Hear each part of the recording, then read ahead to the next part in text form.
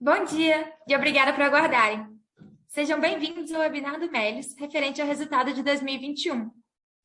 Meu nome é Giovana Villari, trabalho no time de Focus do Melius e serei a host deste evento.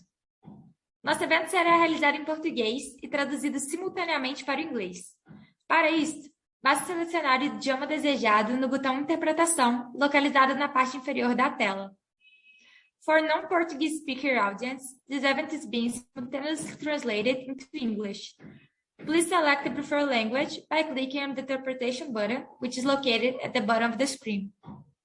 Conosco hoje estão presentes Israel Salmen, fundador e CEO, Luciano Vale, CFO e diretor de Relações com Investidores, e Márcio Pena, Head de Relações com Investidores.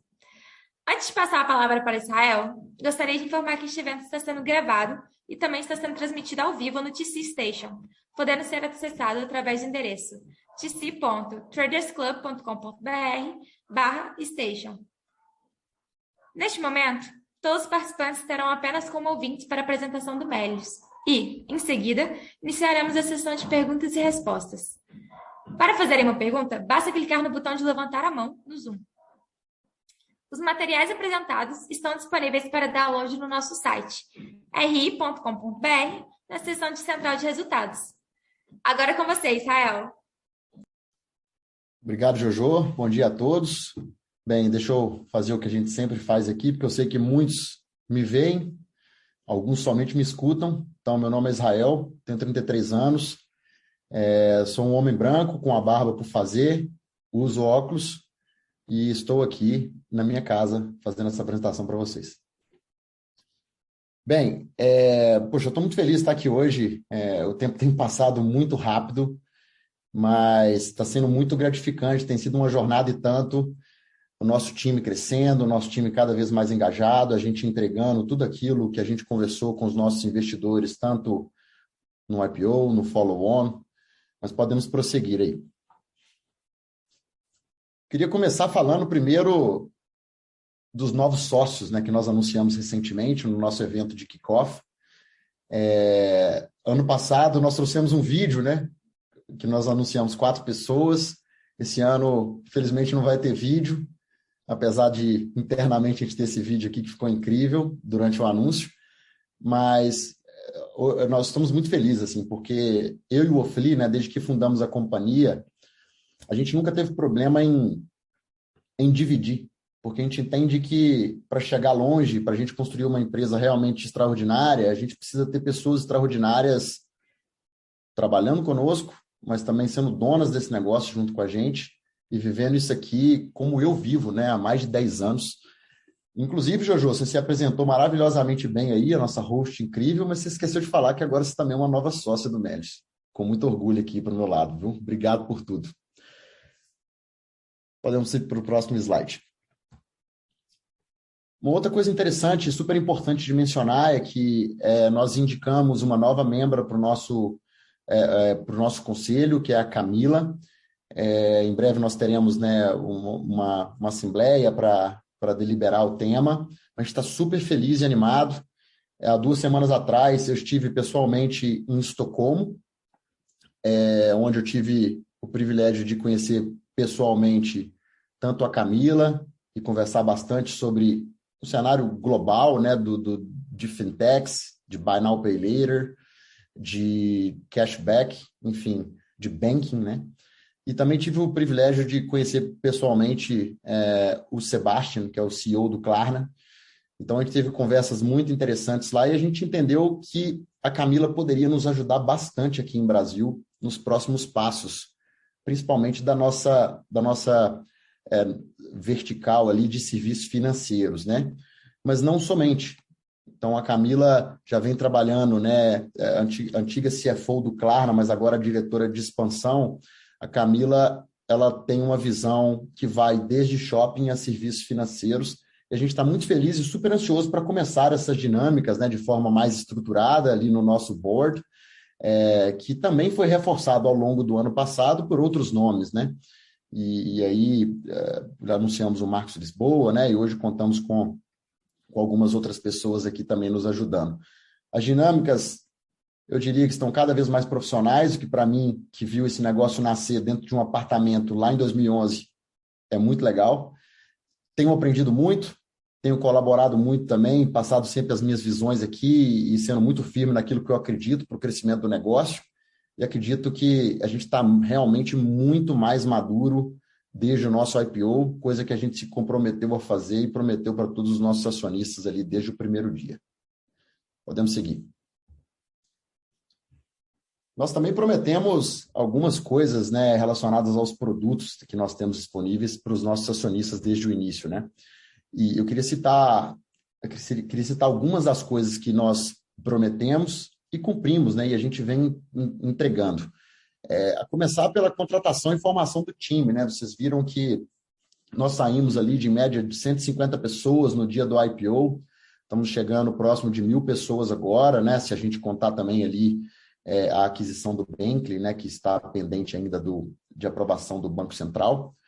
E foi a partir dessa aquisição e das contratações, né? E formação de time que nós focamos muito no ano passado, que a gente conseguiu entrar num pace ali, né, numa velocidade de entrega de produtos e de construção de produtos muito interessante. Então, a gente praticamente construiu do zero um novo aplicativo, como a gente já vinha falando para vocês.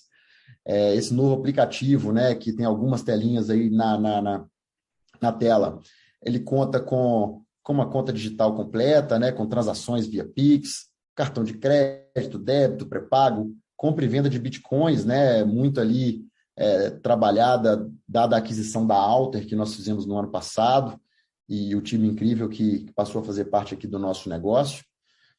Também estamos com atendimento agora dentro do aplicativo, coisa que antes a gente não tinha, a gente investiu muito para ter isso tudo pronto agora, nessa nova versão, né, nesse novo mundo que a gente entra de serviços financeiros, além de diversas outras funcionalidades, né? Eu tenho um compromisso aqui com vocês de cada vez mais ir abrindo esse leque e trazendo todas as entregas que a gente tem feito, né? Um negócio que a gente vai falar algumas vezes durante a apresentação hoje, mas também cabe aqui nesse slide, é que nos últimos, eu diria que 9 meses, não somente 6 meses, né? Mais da metade do nosso time estava focado na construção do novo. Então, boa parte dos investimentos, né, das despesas com pessoal, né, que a gente veio investindo, está focado na construção do que eu chamei na minha carta, na mensagem do CEO, né, no Earnings Release, de Melios 2.0.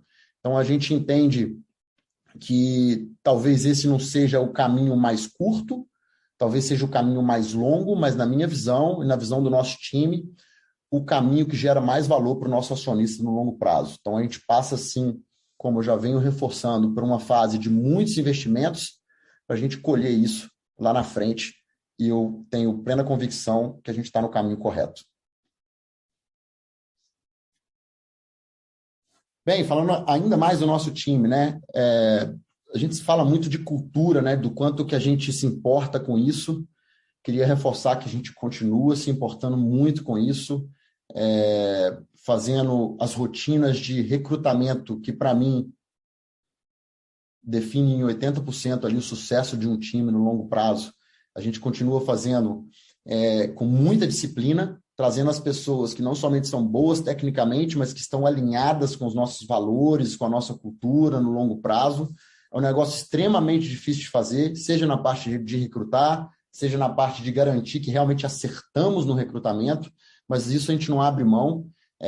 Eu falei algumas vezes também já com vocês que a primeira vez que nós provamos que esse negócio tem realmente impacto foi no dia que nós conseguimos fazer o nosso IPO e de lá para cá a gente vem entregando tudo que a gente falou que a gente ia entregar, né?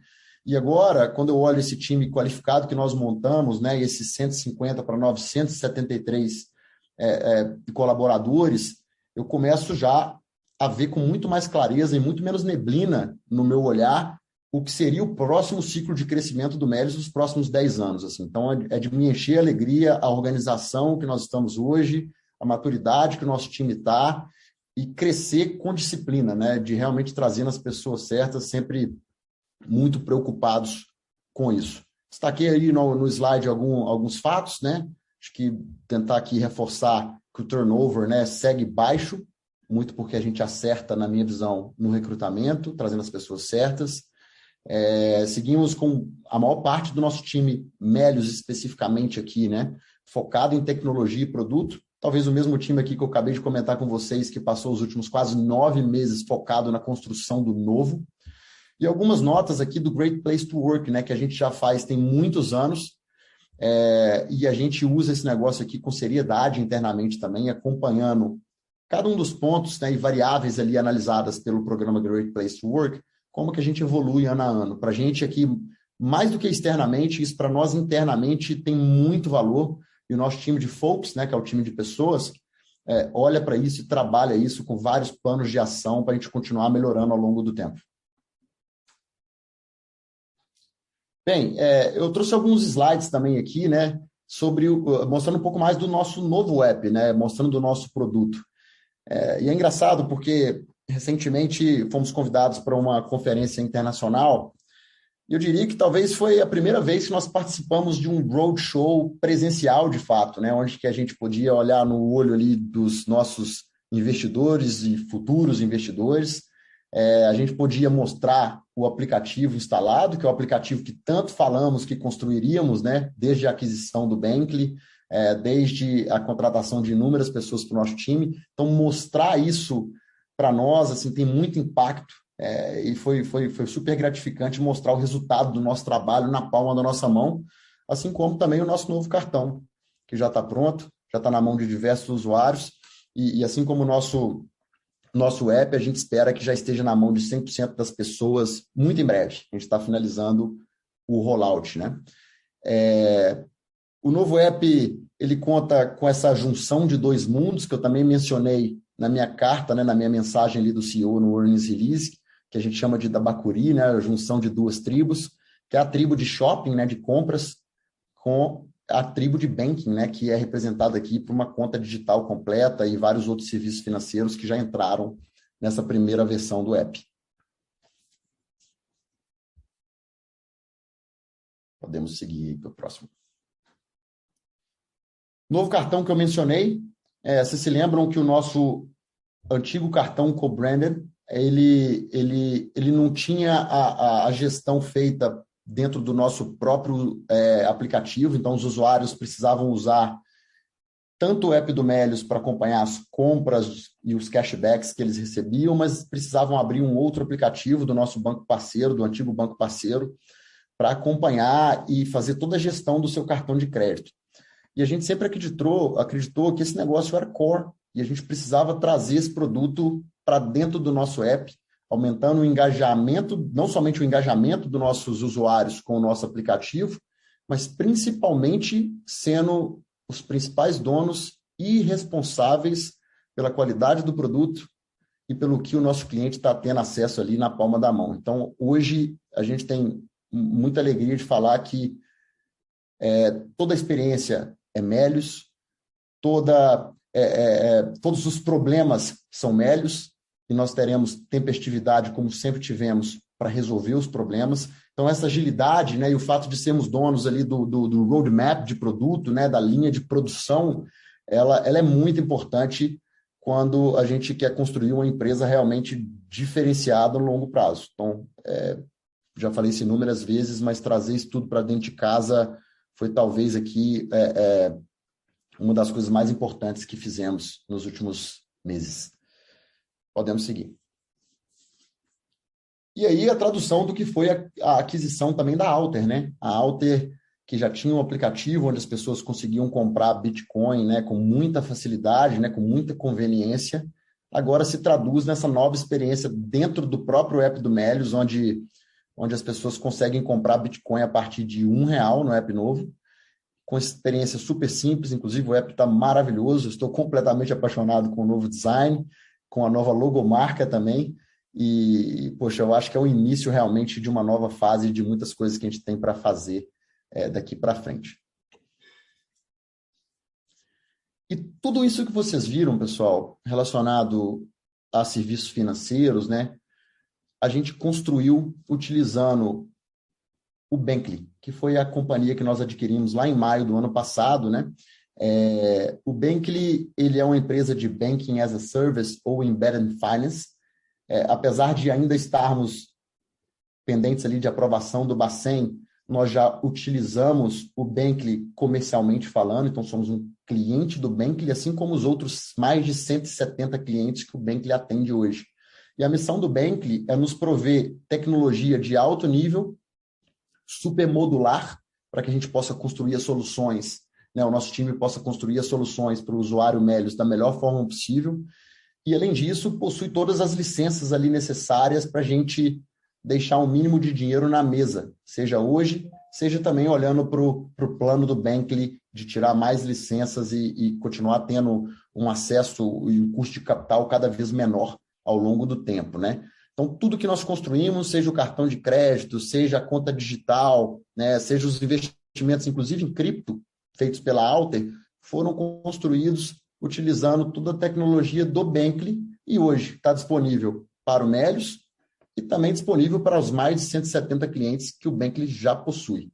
Então, é muito legal falar de Bankly aqui com esse nível de profundidade, coisa que a gente não fazia antes, porque a gente considera o Bankly uma pérola, um diamante aqui que está só no começo, que tem muito para crescer, e guardadas as devidas proporções aqui, a nossa admiração também pela empresa que é a Amazon, né, nós enxergamos no Bankly, né, uma analogia com o que a AWS representa para a Amazon e para outros parceiros, né?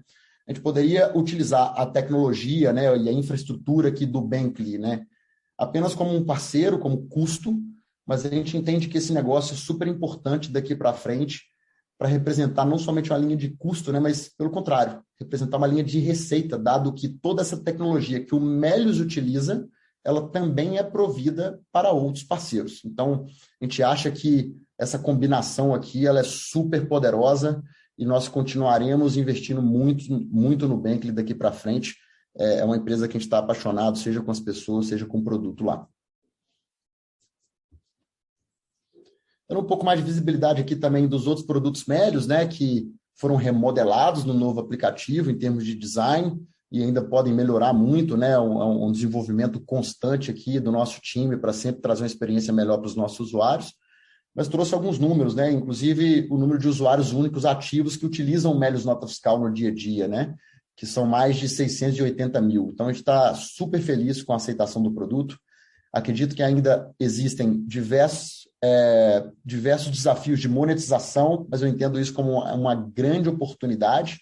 E agora que nós temos um time, né, como eu falei, que a gente formou um time super completo, agora que nós temos um time dedicado, um head da área, né, e um time ali focado em somente melhorar esse produto, eu acho que os nossos desafios de monetização com ele ficam menos desafiadores. Então, está super feliz aqui que agora a gente tem esse time focado nisso, e os dados aí na tela mostram o quanto que a gente está animado com esse nosso negócio também, que faz parte ali da parte de shopping, né? Por último aqui, antes de passar a palavra para o Luciano, falando um pouco mais também da nossa parte de shopping internacional, né, que está ali debaixo da marca do Picodi. Eu queria destacar o número de contas, né, que nós já conseguimos abrir até hoje, dado o lançamento da ferramenta de cashback já em 9 países. Nós já passamos de 200 mil contas abertas, mas ainda entendemos que também existem muitos desafios a ser cumpridos do ponto de vista de produto mesmo, né? Por exemplo, nós ainda não finalizamos o rollout do aplicativo nesses países. Então, alguns usuários Android já possuem acesso ao aplicativo internacional, ainda falta chegar para o iOS. Então, a gente olha para esses números, né, como muita oportunidade também, pois já abrimos 200 mil contas, mesmo com um produto que ainda não está do jeito que nós consideramos o perfeito ali para continuar crescendo e entregando os resultados, né? Então, eu acho que a gente tem muita oportunidade, muitos frutos baixos no pé ainda para colher na operação de Picodi, mas o time segue super engajado, sejam os poloneses, né, os executivos que tocam o business no dia a dia, seja o nosso próprio time aqui que acompanha a operação também no dia a dia, tá? Com isso, eu passo a palavra aí para o Luciano tocar a segunda parte da apresentação. Pessoal, obrigado. Obrigado, Jael. Bom dia a todos. Obrigado por estarem aqui com a nossa conferência. Antes, deixa eu me apresentar. Meu nome é Luciano Vale, eu tenho 45 anos, sou um homem branco. Não uso óculos, estou com a barba um pouco por fazer. Estou vestido uma camiseta azul marinho.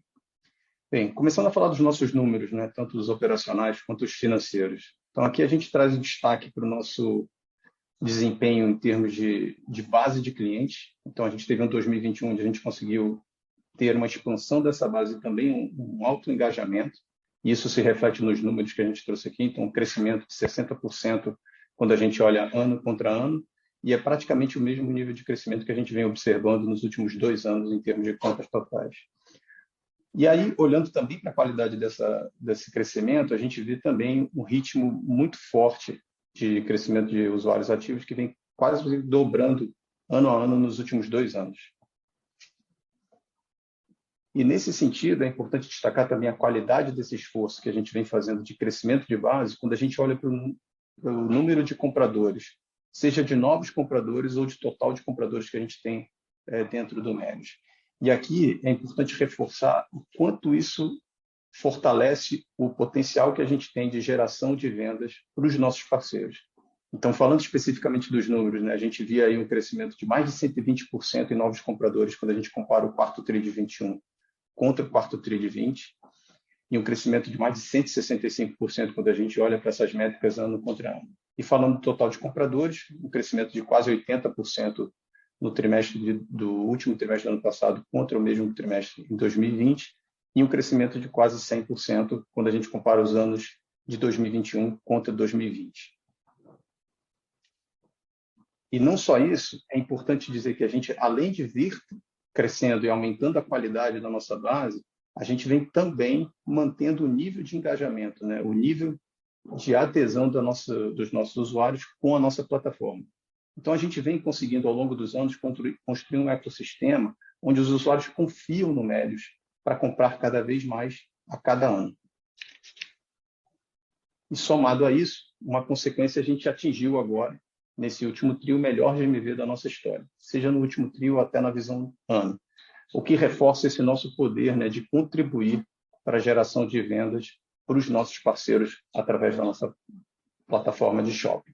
E aqui, trazendo alguns destaques desses números que a gente já divulgou na nossa prévia operacional em janeiro, a gente teve aí um crescimento de 76% no quarto TRI de 21 contra o quarto TRI 20, e aí considerando só o GMV no Melios, e em bases anuais a gente está falando de um crescimento também de 77% em 2021 contra 2020. Considerando o consolidado da nossa parte de shopping dentro do Melios, a gente teve aí um crescimento de 113% no quarto TRI 21 contra o quarto TRI 20, e um crescimento de 117% em bases anuais de 2021 e 2020, quando a gente chegou ano passado em 5,5 bi de GMV gerado para os nossos parceiros. E dado esse contexto, pessoal, que esse slide é bem importante para a gente reforçar a nossa estratégia ao longo de 2021, que foi buscar o maior engajamento da nossa base, o maior crescimento da nossa base. Então, as medidas que a gente veio tomando foram justamente nesse sentido. Então, vocês notem que a gente teve um comportamento de net take rate que foi acompanhando o crescimento de GMV ao longo dos trimestres.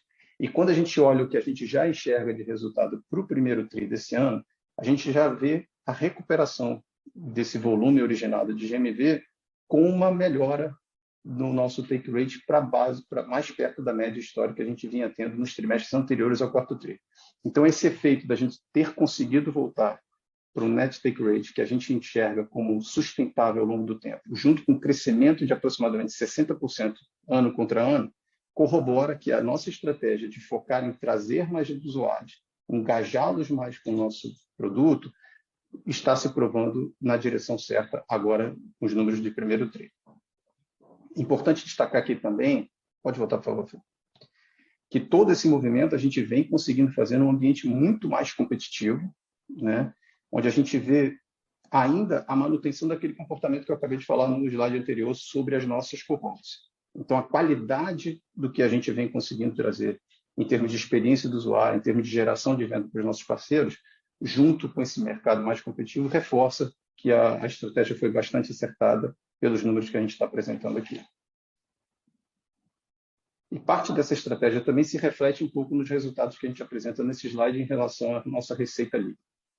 Então, mais que dobramos a nossa receita líquida ao longo de 2021, justamente impulsionado por essa estratégia de expandir a nossa atuação em shopping, seja na parte de engajar e crescer a nossa base de usuários, quanto também na nossa capacidade de originação de vendas para os nossos parceiros. Falando dos números do quarto TRI, a gente chega em quase 99 bilhões de receita líquida para o Melius, um crescimento aí de quase 130% comparado com o mesmo período do ano anterior. Considerando os números acumulados do ano, a gente chega em 264 milhões de receita, mais do que dobramos em relação ao ano de 2020. E é interessante ver que esse é um ritmo de crescimento muito forte comparado nos últimos 2 anos, com CAGR de 80%. Aqui, acho que vale um comentário sobre a dinâmica que a gente observou no quarto TRI, que ela foi influenciada por 2 fatores, né? Primeiro, que a gente vinha observando ali no finalzinho do terceiro TRI, campanhas mais agressivas, onde a gente já estava se preparando para o período mais forte, que é o quarto trimestre, especialmente pela questão da Black Friday, e parte dessa receita, que é originada no finalzinho do terceiro TRI, ela é capturada no resultado que a gente apresenta do quarto TRI. E, além disso, dado o efeito que a gente teve de diluir as campanhas ao longo de novembro, em função da Black Friday, algo que a gente também já destacou no nosso comunicado no ano passado, a gente também teve um efeito de parte dessa receita já ser impactada no próprio quarto TRI. Então, é importante dizer que tivemos esses 2 fatores que contribuíram para esse crescimento mais acelerado do quarto TRI e que, obviamente, ele traz um impacto junto à receita que a gente espera para o primeiro TRI. Mas quando você considera os 2 combinados e, além disso, a parte do cashback que vem junto com essa receita que eu vou falar no slide seguinte, a gente está falando de uma das melhores performances que a gente já teve até hoje dentro do Melius. Mas é importante dar esse disclosure para a gente entender as dinâmicas de quarto TRI e o que a gente espera para o primeiro TRI do ano que vem. Desculpa, primeiro TRI 22. E aí, falando um pouco do impacto de algo muito pautado no que o Israel comentou na fala dele, que em 2021 focamos na ampliar as novas frentes de geração de valor para a companhia, né? Seja com os investimentos que a gente vem fazendo no nosso time, seja com os investimentos que a gente vem fazendo em M&As. Isso tudo para pavimentar esse caminho que a gente quer trilhar daqui para frente, gerando cada vez mais valor para os nossos acionistas e para o Melius como um todo. Importante destacar que também parte do que a gente observou aqui de despesas de marketing foi junto de um contexto onde a gente estava buscando esse maior engajamento e maior crescimento de base, e algo que a gente já vem normalizando junto desse primeiro TRI, com esse nosso ritmo focando muito mais na retenção e no cross-sell que a gente vai ter em nossos novos produtos daqui para frente. Vale destacar que esse impacto também de despesa de pessoal ele é reforçado, né, pelo momento que a gente passou em 2021 de construção de time, e ele tende a ser mais pontual ao longo dos próximos trimestres.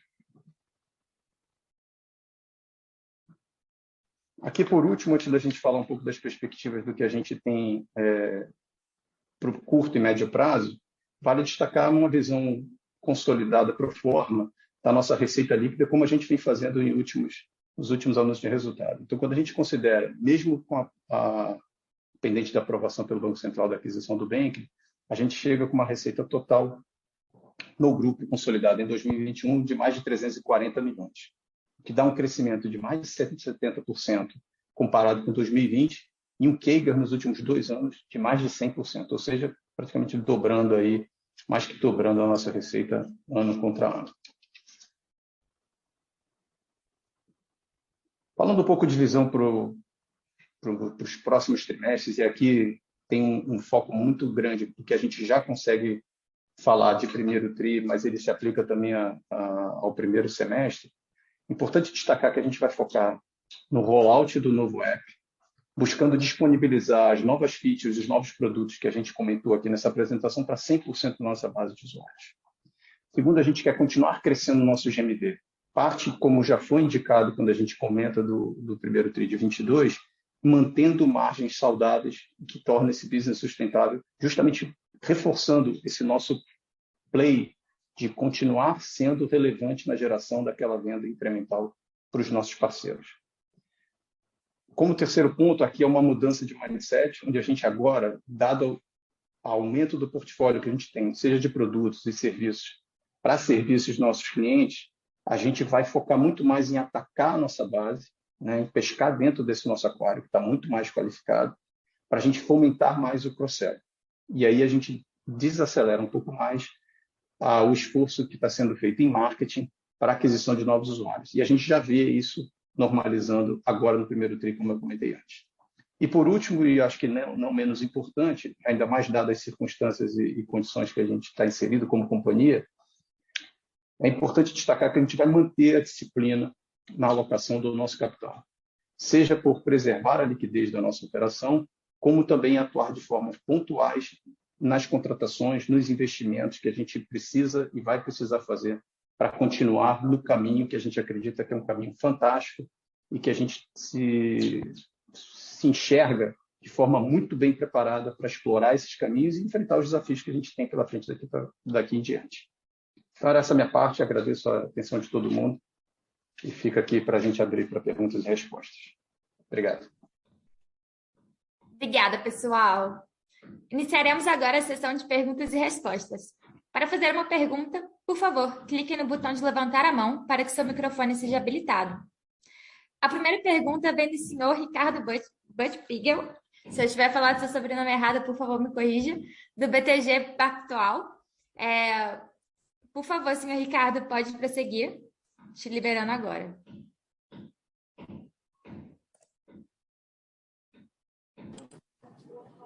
Bom dia a todos, é isso mesmo, é Buchpigel. Parabéns pelo resultado. Eu tenho duas perguntas aqui. Primeiro, eu queria entender um pouco como a gente deve pensar no caminho da monetização da Melius, né? Nos próximos anos e quando faz sentido a gente pensar no EBITDA voltando para os níveis positivos que já entregavam, né, no período pré-IPO. E também eu queria ver se poderiam dar mais detalhes sobre a estrutura de funding que a Melius pretende utilizar para o produto do cartão de crédito e se pelo menos no começo desse produto a ideia é reter parte do risco até criar um certo track record ou de partida, né, começar com transferindo 100% desse risco. Né? Obrigado. Nada. Pego aqui, já você quer falar do primeiro ponto, eu falo do segundo. Pode pegar. Beleza. Bush, obrigado aí pela pergunta. Vamos lá, falando da questão de monetização. Eu acho que, principalmente pelo que a gente acabou de apresentar aqui, sobre o nosso retorno do net take rate para o que são os níveis que a gente vinha observando antes do quarto tri, isso já mostra que o caminho de monetização está claro na nossa cabeça e que a gente sabe e tem muito claro como seguir. O grande ponto para a gente poder te responder de forma mais precisa, a segunda parte da tua pergunta, que é quando vai vir uma margem positiva de EBITDA, vai depender muito da nossa execução, de tudo que a gente vem fazendo e como esse produto vai escalando com o tempo. Então, na parte de shopping, está muito claro na nossa cabeça que a gente tem um business super sob controle, com as duas mãos no volante, onde a gente consegue, sim, atuar com margem e com crescimento de GMV, como a gente apresentou aqui nos números do primeiro tri de 22. Quando a gente fala das outras linhas de negócio, principalmente na área de serviços financeiros, a gente também tem, claro, diferentes linhas de monetização. Só para dar um exemplo, quando a gente pega o cartão de crédito, e aí eu já faço o gancho para a tua segunda pergunta, a gente não tem só uma nova linha de monetização a partir da exposição de crédito que a gente pode ter. A gente tem uma captura maior de intercâmbio pelo volume que a gente vai movimentar nesse cartão, algo que a gente não tinha antes.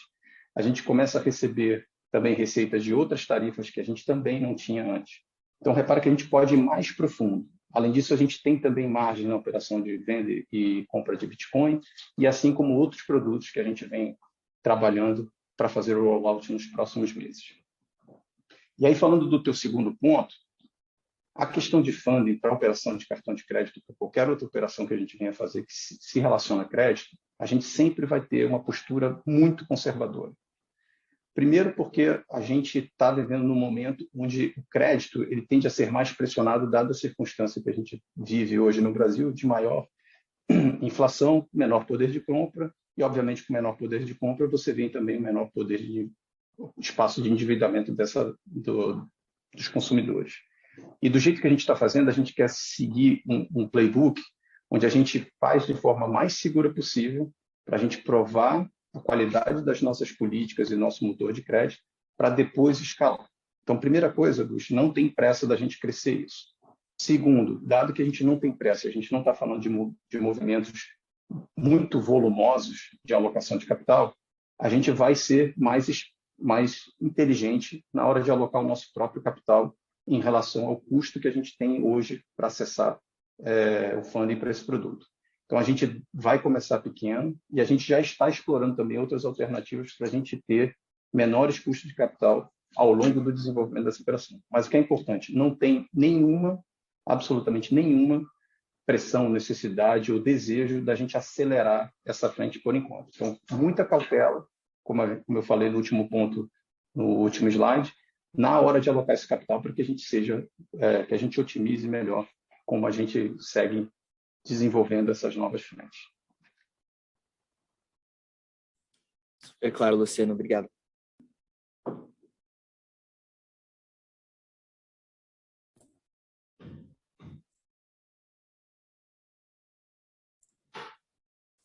A próxima pergunta vem do senhor Fred Mendes, do Bank of America. Fred, pode falar.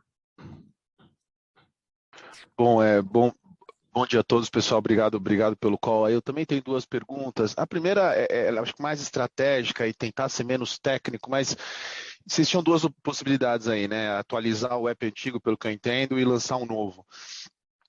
Queria entender os benefícios de você lançar um novo e quais as métricas que vocês vão estar olhando aí para 22 para fazer o tracking de que vocês estão tendo sucesso com esse novo produto. Novo produto não, né? Enfim, um novo app, digamos assim. E o outro ponto, o Bankly, acho que é até novo aqui para a gente, vocês já falaram um pouquinho na apresentação, Israel já colocou, mas desse um pouco mais de visibilidade aqui, né? A fase que vocês acham que o Bankly está nesse momento, que tipo de cliente tem o Bankly, para onde vocês estão querendo ir, imagino que é uma oportunidade grande, como vocês colocaram, queria entender um pouquinho melhor essa frente. Obrigado, pessoal. Valeu, Fred, obrigado pela pergunta aí. Vou tentar passar por todas aqui, tá? Primeiro, por que construir do zero, né? O antigo aplicativo, né, é um aplicativo de alguns anos atrás, que tinha muito para evoluir em diversos aspectos de tecnologia, de infraestrutura, principalmente para aguentar ali diversas novas BUs, né, ou unidades de negócio construindo produtos ao mesmo tempo dentro dele. Então, o que a gente fez? A gente planejou do zero uma nova estrutura onde que a gente tivesse o controle e entendesse, né, os detalhes de cada parte ali daquela infraestrutura. E o mais interessante é que todas as BUs, né, todas as unidades de negócio, né, os desenvolvedores, os product managers, participaram de todo o processo.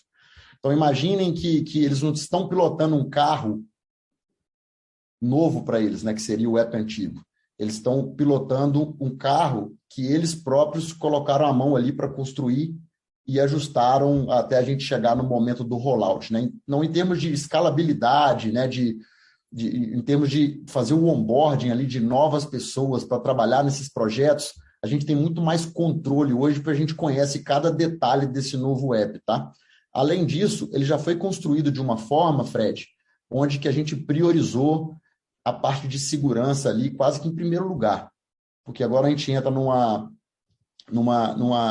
esteira, né, de serviços financeiros muito mais profundo, e a gente tinha que dar uma importância para esse negócio como a gente nunca havia dado antes no outro aplicativo, que era um aplicativo exclusivamente de shopping, né, e que não transacionava dinheiro e etc.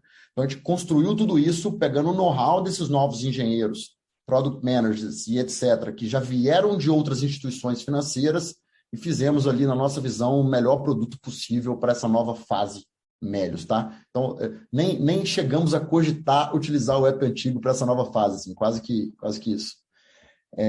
Métricas de sucesso, Fred. Internamente aqui, né, e eu não sei como é que vão ser aqui nas próximas divulgações, se a gente vai trazer mais detalhes disso ou não, mas internamente aqui, nós estamos com uma meta-mãe, né, que a gente está chamando de app todo dia, né? Na nossa visão, o nosso sucesso ali no aplicativo, ele vai ser mensurado com o aumento do número de dias dentro de um mês que o nosso usuário interage com o nosso app. Então, a gente está bastante animado, pelo menos os números preliminares que a gente já vê com a base que já tem o novo app, né? A gente está nos caminhos super certo, saindo de um lugar lá atrás, né, no passado, onde os usuários, vocês se lembram bem no IPO, né, quando a gente falou sobre isso, faziam cerca de 7 compras por ano e um pouco mais de interações por ano, para agora, na nossa visão de sucesso, a gente conseguir interagir com o usuário todos os dias. Então, realmente é transformacional tudo isso que a gente construiu nos últimos meses, e essa vai ser a principal métrica de sucesso para nós aqui. É muito importante pontuar que engajamento para nós, interagir com o app, está sempre relacionado à monetização. Para nós, uma coisa anda junto da outra, tá, Fred? Então, quando a gente fala de o usuário usar o app todo dia, ele vai estar usando algum produto que vai estar monetizando ali por trás. A gente nunca foi aqui o tipo de empresa que dá o tiro para descobrir depois como que a gente vai fazer para correr atrás da bala, né? A gente está correndo atrás da bala ali desde o primeiro momento, né? De mãos dadas com ela. Então, a gente gosta de saber onde a gente está pisando, a gente gosta de ter as mãos no volante. Então, entenda esse negócio do engajamento todos os dias no app, andando sempre lado a lado com a monetização. Por último, falando de Bankly, o Bankly ele consegue atender diversas empresas diferentes, né? Qualquer empresa que... A gente entende, tá, Fred, que, assim, que toda empresa precisa, de certa forma, de serviços financeiros, né? Mas não necessariamente de um banco. Então, é isso que o Bankly oferece, assim, né? Para algumas empresas, a gente oferece a emissão de cartão pré-pago para, por exemplo, shoppers, né, ou entregadores, né, de serviço de delivery, comprarem produtos no supermercado para fazer as compras, para entregar depois na casa dos clientes, né? A gente entrega também APIs e funcionalidades de banking para empresas de adquirência ou subadquirência. A gente entrega produtos para uma série de empresas diferentes dos mais variados níveis, tá? Então, do nosso lado aqui, Fred, o nosso compromisso, né, pós-aprovação aqui do Banco Central, vai ser continuar investindo muito em tecnologia e atendimento ao cliente, né, que é o nosso parceiro ali, que vai ser o nosso parceiro ali no Bankly, né? Tecnologia, porque se a gente faz uma tecnologia escalável, modular, a gente consegue atender qualquer tipo de parceiro, né, e prover o serviço que para ele vai ser o ideal. Desde uma solução full banking, que é o que o Melius utiliza, desde uma solução que passe apenas, por exemplo, do uso de uma API de Pix para cash-in ou cash-out. Então, tecnologia é core para o Bankly e a gente vai continuar investindo nisso, né? E, do outro lado, a parte de atendimento, né, de serviço, esse espírito Bankly, que a gente já identificou no momento da aquisição, unido aqui ao espírito Melius, né, do cliente para a vida toda, ele está enraizado. Então, como continuar sendo tempestivos no atendimento, resolvendo problemas que eventualmente vão acontecer, e continuar realmente ali tentando entregar para o nosso parceiro a melhor experiência possível, né? Seja de atendimento, seja de tecnologia. Não sei se eu te respondi aí. Não, perfeito, Sael, super claro, obrigado. A próxima pergunta vem do senhor Otávio Tanganelli, do Bradesco. Por favor, Otávio, pode seguir com a sua pergunta. Obrigado, pessoal, pela oportunidade. Queria perguntar, até pegando o gancho aí na vinda da Camila para o board, que vocês enxergam aí de oportunidade, né? Eu acho que bastante coisa tem sido feita fora do Brasil em Buy Now, Pay Later. Queria entender um pouco da visão de vocês, o que vocês pensam para replicar isso aqui no Brasil e como que vocês enxergam encaixar esse produto aí dentro do ecossistema Melius para acabar gerando, né, no fim do dia, engajamento e monetização de clientes aí. Obrigado. Obrigado, Otávio. Excelente pergunta. O Melius, ele nasceu com uma missão, né, e essa missão não mudou até hoje, né? E que missão que é essa? Nós nascemos para ajudar os nossos parceiros, né, as nossas lojas parceiras, as marcas parceiras a venderem mais. Então, a gente constrói soluções para viabilizar isso, ajudar os nossos parceiros ali a realmente terem mais clientes, fazerem mais vendas.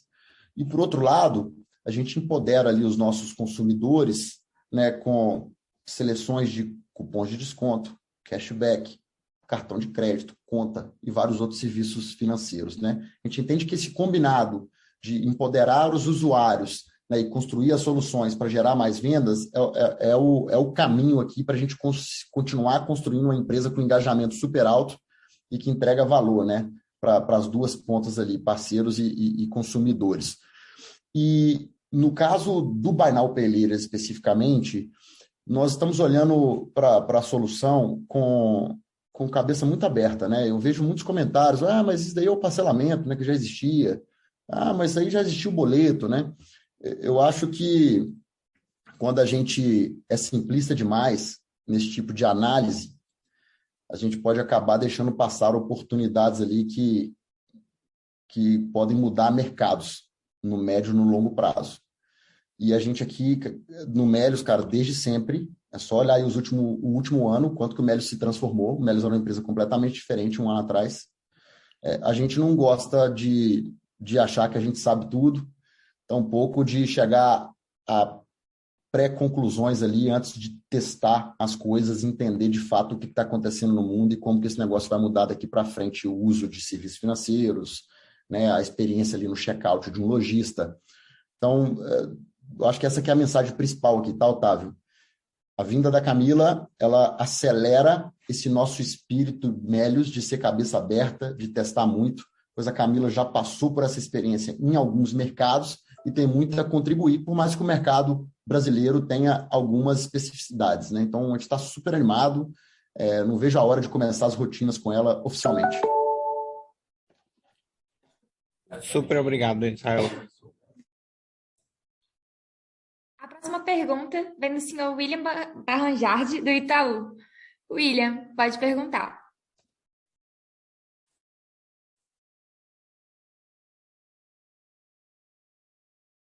Não estamos conseguindo te ouvir. Vocês conseguem me ouvir agora, pessoal? Agora foi. Boa. Tá, obrigado. Bom dia, pessoal. Obrigado pela oportunidade de perguntar, né? Aqui acho que continuando um pouco a pergunta do Fred sobre Bankly, né? Se vocês puderem abrir, né? A gente queria entender quais foram os drivers de crescimento do Bankly em 21, né? Quais os serviços, produtos que estão performando bem. E aí, para 2022, né? Qual que vocês acham que deve se destacar, né? Se tem algum mix diferente de produtos para frente que deva se destacar, né? E aí também sobre Bankly, né? Se essa nova regulação do Banco Central sobre IPs, né? Deve afetar a empresa de alguma forma, tá? Do nosso lado é isso. Obrigado. Legal. Eu posso pegar a primeira parte da pergunta aqui, mas o Luciano pega a segunda, né, William? Mas eu acho que é sempre bom fazer esse parêntese aqui, né? Nós estamos super ansiosos aqui com a aprovação, né? Mas, ao mesmo tempo, a gente entendia que era interessante a gente trazer um pouco de visibilidade para vocês sobre o que é esse negócio, né? Então, a gente se limita aqui a falar um pouco sobre os números que a gente trouxe nos relatórios e não tentar entrar muito em detalhe ainda da operação, porque ninguém melhor até do que os próprios criadores do Bankly para tratar o assunto na hora oportuna e na hora correta, né? Que eu diria que vai ser ali no momento que a gente tiver com tudo acertado do ponto de vista lá do Bacen. Mas, William, assim, a minha percepção, tá? Do lado de cá, né? A demanda pelo produto, né? Seja por qual API for, né? Por qual serviço for do Bankly, ela é muito alta, assim. A gente vê uma série de empresas, seja empresas mais tecnológicas ou menos tecnológicas, com a demanda super alta, porque não existia soluções modulares de fácil acesso, de fácil integração no mercado. Esse é um movimento novo, globalmente falando, inclusive, em termos de Banking as a Service. E tampouco existiam empresas que prestavam o serviço com uma alta qualidade ali de atendimento. Então, a gente está sentindo assim, que o mercado ainda está muito inexplorado e que a gente quase que tem que fazer um filtro muito bom ali para a gente não atropelar na hora de colocar os clientes para dentro, de fazer o onboarding e perder a mão no atendimento, né? Em outras palavras, a gente sente que a demanda é alta, que o negócio vai continuar crescendo, mas eu te peço um pouco mais de paciência para a gente te dar um pouco mais de visibilidade assim, sobre o negócio, tá? William, pegando um pouco da tua segunda pergunta, primeiro acho que é importante destacar que a gente vê esse movimento até natural do Banco Central de tentar equalizar as bases de competição entre os diferentes players, né? No caso do Bankly, dado o estágio que a gente se encontra hoje, ele tem um impacto menor, porque ainda a gente está categorizado como IP e não tem essa questão mais semelhante ao que seria um conglomerado financeiro que exige uma demanda de capital maior. E aí, além disso, um pouco na linha do que o próprio Israel acabou de comentar, dado a evolução que a gente está tendo dentro do Bankly, seja na construção de novas features, seja na obtenção de outras licenças, obviamente que a gente vai se adequando a essa nova regulação. Então, é algo que a gente já está monitorando, mas no curto prazo ele não tem nenhum impacto relevante ou material para a companhia. Boa, pessoal. Obrigado, Luciano e Israel. De nada. Próxima pergunta vem do senhor Andrew Rubin, do Morgan Stanley. Andrew, pode perguntar. Hi, thanks very much for the question.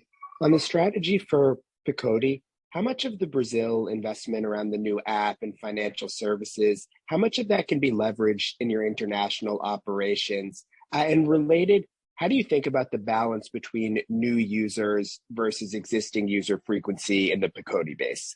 Thank you. Obrigado, Andrew, pela pergunta. 100%. Então, 100% das coisas que a gente está desenvolvendo para o Brasil podem ser aplicadas à nossa operação internacional no momento que acharmos mais oportuno. No curto prazo, não é o que está acontecendo. Então, o que nós preferimos fazer foi focar o nosso time que constrói o novo app para dar conta aqui do que seria o rollout Brasil, de preparar esse aplicativo novo para a base Brasil, enquanto o time de desenvolvedores poloneses que o Picodi já possuía toca uma agenda apartada de desenvolvimento. Essa é uma eficiência que a gente decidiu de forma... Nós optamos, né, não capturar no curto prazo, porque a gente acreditou que a gente perderia velocidade no plano internacional. Então, a gente hoje anda separado, mas já está mapeado para que em pouco tempo, né, eu não vou precisar para você aqui quanto, até para não criar falsas expectativas, mas seria isso, a gente faria o merge das aplicações, né? O Melius e tudo que a gente desenvolveu aqui com muito cuidado e que eu já dei a resposta para o Fred há pouco tempo, seria utilizado também de forma internacional, né? E, inclusive, eu mencionei muito sobre segurança, né, na resposta para o Fred, mas o novo app ele também foi construído multi-language e multi-currency, já visando esse merge das aplicações Brasil e internacional em determinado período de tempo. A segunda pergunta, se o Luciano se puder me lembrar. Era sobre frequência dos compradores de utilização, seja de quem é novo e seja da base que a gente está conquistando. Obrigado. É bom lembrar que o Picodi, né, ele não tinha uma base de usuários. Acho que esse é o principal ponto e o motivo que nos deixou muito animados para a aquisição. O que o Picodi possuía era um tráfego constante e qualificado, que a gente chama de orgânico, né, também, porque é um tráfego barato que chega no site deles sem eles necessariamente precisarem fazer anúncios pagos para trazer pessoas. Então, eles já tinham esse tráfego qualificado, mas que não era traduzido em um usuário, a gente não sabia quem eram as pessoas, porque elas não precisavam se cadastrar na plataforma do Picodi para ter acesso às promoções, os descontos e etc. E a gente só começou a fazer os cadastros, né, e a entender quem eram as pessoas e poder nos comunicar com elas depois que a gente fez o rollout das ferramentas de cashback nesses 9 países, né? Então, essas 200 mil pessoas que hoje nós sabemos quem são pessoas que a gente já consegue mensurar o spending, né, mensal, a recorrência, porque pela primeira vez a gente sabe quem são as pessoas ali. Como que a gente tem feito, tá, Andrew? Até te dando um pouco mais de cor, assim. A gente tem analisado os números Brasil de conversão, né, seja de visitante em cadastro, de cadastro em comprador, de comprador em pessoas que indicam amigos. A gente compara essas métricas com as métricas por país no Picodi e, com base nisso, a gente vai fazendo os ajustes do produto, né, seja do lançamento do app, seja dos ajustes no site, seja dos ajustes na browser extension, né, na extensão, Então, é a forma que a gente está tocando o produto lá. Não sei se ficou claro aí, mas a gente começa a ter visibilidade de pessoas somente depois da aquisição.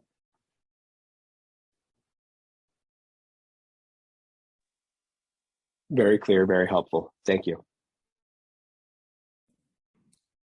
A próxima pergunta vem do senhor Murilo Breder, do Nubank. Murilo, pode seguir. Olá, galera. Bom dia. Obrigado aí pelo call. São duas perguntas, na verdade, até um pouco relacionadas, porque vocês fizeram uma expansão de colaboradores importante ao longo de 2021. Por outro lado, isso acabou se refletindo umas despesas com o pessoal. Já foi até falado que isso tende a diminuir nos próximos trimestres, mas a pergunta é sobre a intensidade desse movimento, né? Vocês acham que vocês conseguiram preencher o time agora do jeito que vocês queriam, ou ainda falta uma jornada ainda pela frente ao longo de 2022, ou se então o esperado, na verdade, é essa despesa com o pessoal ter uma redução um pouco mais forte, tá? Agora em 2022. E o segundo é também sobre intensidade, né? Porque vocês falaram do rollout para a base do novo aplicativo. Não sei se foi falado, se está disponibilizado em algum lugar, a porcentagem da base que isso já foi disponibilizado, né, rolloutado, mas a intensidade em que vocês pretendem fazer isso também ao longo de 2022, se é com alguma calma ou se a gente pode esperar esse rollout de uma forma mais intensiva já nesse início do ano, ou se vai ser mais espaçado ao longo de 2022. É sobre isso. Obrigado. Legal, posso pegar aqui. Valeu, Murilo. Primeiro sobre a intensidade, né, de pessoas, né? Só para a gente trabalhar os conceitos, né? O que vai reduzir vai ser o crescimento, a velocidade de crescimento, não os valores absolutos, né? Porque essas pessoas estão aqui no time, engajadas, etc. Né? Eu entendo que foi isso que você falou, mas só para deixar claro aí para todos. A base, tá, Murilo? Nós temos que a base, né? Os principais heads, os principais diretores ali de unidades de negócio já estão aqui. E, inclusive, os engenheiros, né, que a gente buscava aqui para dar conta dos próximos passos, a gente diria que a maioria também já está aqui, tá? Nós ainda temos um budget interno para trazer mais pessoas de forma pontual. Eu não sei o quanto que eu posso precisar aqui de números, vou deixar a palavra com o Luciano aqui, mas o Pareto já foi, tá? A gente aqui agora está muito mais preocupado em executar e entregar os produtos, e o que conversa com a segunda parte aqui a sua segunda pergunta, né, que fala mais sobre o rollout. Eu acho que calma sempre, porque quando você muda um produto do zero, ele tem riscos, né, da gente errar numa ferramenta, diminuir o GMV, ou errar num produto, num fluxo, diminuir a conversão de cadastro para compradores. Isso é a última coisa que eu quero, que vocês querem, enfim, que qualquer acionista, cliente do Melius quer, né? Então, a gente faz com muita calma, com muito detalhe, olhando dados realmente no detalhe, para a gente não ferir nenhum fluxo.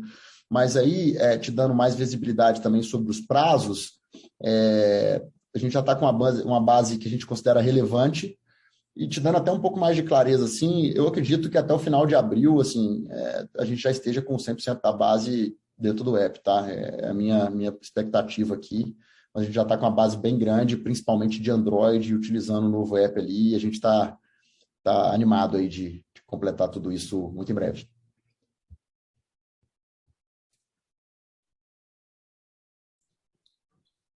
A próxima pergunta vem do Caio Prato, do UBS. Caio, pode falar. Bom dia, pessoal. Obrigado pela oportunidade de fazer pergunta. Bom dia, Israel e time. Nesse resultado, vocês falaram um pouquinho mais sobre a receita de ads, né? Então, nesse sentido, queria saber se vocês poderiam dar um pouco mais de detalhe sobre esse aumento que a gente viu de receita. Se isso são de clientes talvez menores que querem ganhar maior destaque na plataforma de vocês, ou se de fato isso pode ser por um aumento geral de custo de ads da indústria, e o que a gente pode esperar daqui para frente em relação ao ads de Melius, por favor. Legal, Caio. Pergunta é boa também, tá? Mas apesar da gente ver muitos pequenos e médios participando dos placements, né, e crescente, talvez os que mais crescem, os grandes parceiros são também grandes usuários ali do que a gente chama de Melius Ads, né? Sejam para comprar comunicações, que a gente dispara para a base, seja para comprar ali espaços, né, premiums ali dentro do aplicativo, dentro do site. A gente acha que esse é um negócio que está só no começo. A gente tem muito ainda para construir em termos de algoritmo para otimizar quem aparece, por que aparece, para qual cliente aparece ali os anúncios. Mas o que a gente tem hoje, né, que é um volume, um alcance muito grande, e a confiança dos analistas de marketing, né, e dos times de marketing, dos parceiros, no nosso trabalho, já nos permite trabalhar essa avenida de ads aí com bastante resultado, né? Eu espero poder trazer mais coisas também ao longo do próximo TRI. Foi a primeira vez que a gente abriu e deu nome para esse negócio, né, que a gente já trabalha aqui tem muitos e muitos anos. E eu acho que o nosso time de dados, né, o nosso time de engenharia de dados aqui tem um parquinho de diversões ali na mão para utilizar a quantidade de dados que nós temos para gerar mais valor ali na hora de exibir os anúncios para os usuários e, obviamente, converter aquilo em vendas para os parceiros, né? A gente está animado, cara. Depois a gente pode trazer mais cor para vocês aí ao longo das próximas divulgações. Tá legal, perfeito. Obrigado, pessoal. Encerramos neste momento a sessão de perguntas e respostas. Gostaria de passar a palavra a Israel para as considerações finais. Por favor, Israel. Legal, obrigado, Jojo. Pessoal, meu agradecimento aí a todos vocês, né? Estou vendo uma série de pessoas aqui no call, aqueles que nos vão escutar de novo. Enfim, a mensagem final que eu passo é que nunca estivemos numa posição assim tão privilegiada, né, em termos de caixa, né, de capital para poder alocar, ao mesmo tempo em termos de maturidade, de como alocar esse capital, seja por conta do management super forte que a gente formou, seja por conta do nosso board, né, do nosso conselho, e não poderia deixar de mencionar que nunca tivemos um time tão qualificado como o time de hoje, seja em número de pessoas trabalhando em diferentes verticais, né, seja em nível de cultura, algo que a gente não abriu mão na hora de trazer essas pessoas novas para o time. Então, eu acho que a gente conseguiu cumprir a primeira fase, o primeiro plano de Melius que a gente vem falando insistentemente no IPO, no follow-on e em todas as conversas com analistas e com investidores. A gente cumpriu esse negócio, montamos o time, estamos preparados para a próxima fase. Eu queria reforçar que o Melius chegou até aqui sabendo fazer um bom uso do capital, alocando o capital de forma inteligente, com a mão no volante. A gente entende o valor do capital, principalmente nesse momento macroeconômico que a gente vive hoje, e isso a gente não vai perder. Então, contem assim, com o nosso time aqui de realmente continuar mantendo o que nos trouxe até aqui, né? Que é essa nossa capacidade de fazer muito, na nossa visão, utilizando muito pouco. E que continue assim, mas, poxa, só alegria aqui no nosso time Melius, novos sócios, e que venham aí os próximos trimestres. Seguimos mais animados do que nunca, assim, falo por mim mesmo. Obrigado a todos aí pela presença. Com licença, o webinar dos resultados de 2021 do Melius está encerrado. Obrigada a todos pela participação e até a próxima.